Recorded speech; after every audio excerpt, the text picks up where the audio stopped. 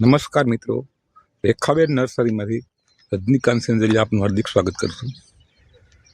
મિત્રો, આજે આપણે આંબામાં આવતી ફૂગ, જીવાત અને થીપ્સનું કારણ શું છે એ વિશે વાતો કરવાના છે. એ પહેલાં તમે અમારી ચેનલમાં પહેલી વાર હોય તો ચેનલ લાઈક કરો, શેર કરો અને સબસ્ક્રાઈબ કરો, જેથી આવી અવનવી માહિતી આપણા ખેડૂત મિત્રોને મળતી રહે. તો મિત્રો, બીજું એ કહેવાનું કે અમારી પહેલાં એક ચેનલ હતી રેખાબેન સેંજલિયા નર્સરી, એ કોપીરાઇટ સ્કેમને કારણે બંધ થઈ ગઈ છે. તો એની જગ્યાએ અમારા નવી ચેનલ ચાલુ કરી છે. તો અમારા આ ગ્રાહકો અને વ્યુઅરો હતા એને ફરી એકવાર જ કહીએ છીએ કે આ જે ચેનલ છે એ અમારી જૂની ચેનલ હતી, એની જગ્યાએની આ ચેનલ છે. મિત્રો, તમે આંબો જોઈ રહ્યો છે. આ આંબાની આપણે આજથી 1.5 વર્ષ પહેલાં ચોમાસાની શરૂઆતમાં અહીંયા ગોઠલા રોપેલા. આ બધી હાર તમે જોયો છે. આ બગીચા આપણે આંબામાં ગોઠલા રોપી અને પછી ગઈ ફેબ્રુઆરીમાં આની આપણે કલમું વારી, એટલે આનો આટલો ગ્રોથ થયો છે. હવે આની અંદર ઘણા સુકાણા, તો એનું કારણ કંઈક જુદું છે. શા માટે સુકાણા અને આવા આંબા થઈ જાય છે તો તમે જોઈ શકો છો. તો મિત્રો, આપણે ફેસબુકમાં, યુટ્યુબમાં એવીથી ઘણી જગ્યાએ આપણે આંબાની સારવાર માટે, આંબાની ફ્લાવરિંગ માટેની અમુક વિડીયો જોતા હોય છે.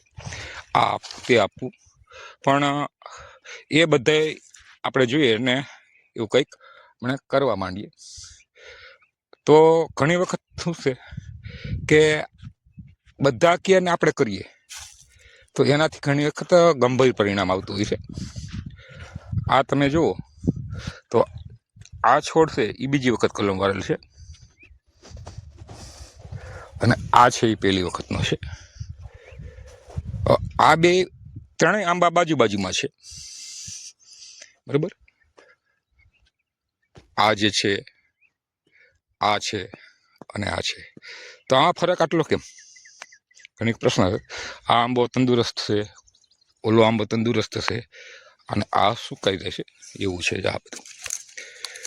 તો આંબાની જે આ બાગબાની છે ને, બગીચો, એ જમીન ઉપર આધારિત છે. આ જમીન છે ને એ આપણી કરાર છે. આ વધુ ને વધુ ભેજનું સંગ્રહ કરે છે. આ અત્યારે આપણે મોડા સુધી વરસાદ આવ્યો એટલે આ જમીન અંદર ભેજ રહ્યો અને ઉપરથી આપણે પાણી આપ્યું એટલે આ એના પરિણામ છે. એટલે ફૂગ આવે, અને બીજું ભેજ વધુ હોય એટલે કીટાણુ પણ આવે, એટલે ઉપર થીપ્સ છે, મોલોમચ્છી છે, સફેદ માખી છે, સેવા અનેક જીવજંતુ આવે અને જે આ જે છે એને મૂંઢી નાખે, એટલે અહીંથી ફૂગ થાય નહીં. તો આ માટે ફૂગનાશક અને કીટનાશકનો છંટકાવ કરવો. જો આ ઓર્ગેનિક કરતા હોય મારી જેમ તો એને ખાસ ખ્યાલ રાખવો કે પેસ્ટિસાઇડનો ઉપયોગ ઓછો કરવો. આપણે આપણા ખેતરને એક લેબોરેટરી બનાવી અને જુદા જુદા ખતરા કરી રાખી છે. એના ગંભીર પરિણામો અને સારા પરિણામો આવે છે અને એ આપણે સહન કરીશું અને પછી જ આપણે ખેડૂતને એનું માર્ગદર્શન આપીશું. કારણ કે અલગ અલગ વિસ્તારમાં અલગ અલગ જમીન હોય છે, અલગ અલગ વાતાવરણ હોય છે, એટલે જે છે એ જમીનને આધારિત હોય છે, વાતાવરણને આધારિત હોય છે. તો આંબાનો જે પ્લાન્ટેશન છે એ હકીકતમાં સારામાં સારું કહેવાય. આ એક જ વર્ષનો પ્લાન્ટ છે, બરાબર. અહીંયા જ ગોઠલા એવી કલમ વાવી હતી ગઈ ફેબ્રુઆરીમાં, અને આવતા ઉનાળાની અંદર તો તમે જો આ માથા ટક થવાના. એટલે એની કુલ ઉંમર 1 વર્ષની છે અત્યારે. જ્યારે નર્સરીમાંથી આપણે 2-3 વર્ષના રોપા લઈએ ને પછી આપણે વાવીએ એટલે એનો ગ્રોથ તો થાય જ, પણ આપણે અહીંયા ગોઠલા કીધા હતા. એટલે આની અંદર કયા કયા રોગો, કયા જીવાત છે અથવા કઈ તકલીફો છે એ હું સતત પ્રયત્ન કર્યો છે જાણવાનો, અને એ જ મારા જે ખેડૂત મિત્રો છે, મારા ગ્રાહકો છે, એને માહિતી આપું છું. આની અંદર તમે જો ચણા પીળા છે, આને ફક્ત ને ફક્ત 2 જ પાણી આપ્યા, છતાં આની અંદર જે ભેજનો સંગ્રહ હતો કરાર જમીનમાં, એટલે આ પરિસ્થિતિ નિર્માણ થાય એવી રીતે આંબામાં પણ એવું થાય. જ્યાં જ્યાં પાણીનો વધારો થાય એટલે એ ફૂગ પકડે અને ફૂગ આવે એટલે આંબો છે એનો વિકાસ અટકે. તો મિત્રો ઘણી વખત આપણે જોતા હોય છે કે આવો છોડ થઈ જાય, બરાબર. આ છોડનું કારણ શું? ઘણા આપણે સલાહ મળી છે કે આને કાપી અને બહાર નાખી દેવા, પણ હકીકતમાં મારા અનુસંધાન પ્રમાણે આ છોડમાં એક વસ્તુ એવી છે કે જો આ છોડ આનુવંશિકતાની રીતે એવો હોય, આજે આપણે કાપીએ બરાબર, તો આ જે 2 ડાળી ફૂટી તો એમાં પણ હોવું જોઈએ ને, એમાં નથી.